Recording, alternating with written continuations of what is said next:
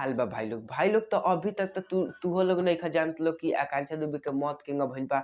ना पुलिस के पता बा कि उनकर मौत केंगा भइल, ना उनकर घर परिवार के पता बा कि आकांक्षा दुबे के मौत केंगा भइल बा। लेकिन जौन है फर्जी यूट्यूब चैनल वाला बाड़सन नु, जौन कि सरवा न्यूज़ फैलाएलसन, ओकनी के एकदम पूरा पता बाटे कि हाँ, आकांक्षा दुबे के कैसे मौत भइल बा। तो भाई लोग इ ऐसन न्यूज़ चैनल ह जेके टीवी पे भी आएला। त एपे लिखल बा कि मिल गए आकांक्षा दुबे की मौत का गुनहगार, मतलब आरू केहू के नइखे मिलल, तहरे मिल गइल बा।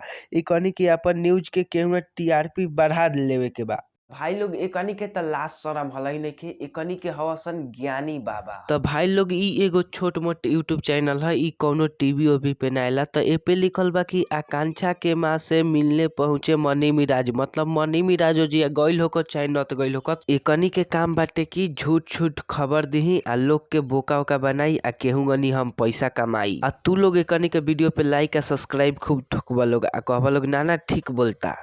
तू लोग बारह लोग तो तू लोग कभी भी बढ़िया आदमी के सपोर्ट ना करबा लोग, तू लोग गलत खबर सुनबा लोग आ गलते बोलबा लोग। तो भाई लोग हम तारा लोग से इहे कहे के चाहते नीनू कि अगर तारा लोग के सही खबर सुने के बा, एकदम सच खबर सुने के बा भोजपुरी इंडस्ट्री के बारे में, तो तू लोग ई वीडियो के लाइक आ चैनल के सब्सक्राइब करा लोग। हम मिलतनी अगला वीडियो में। Tata bye by.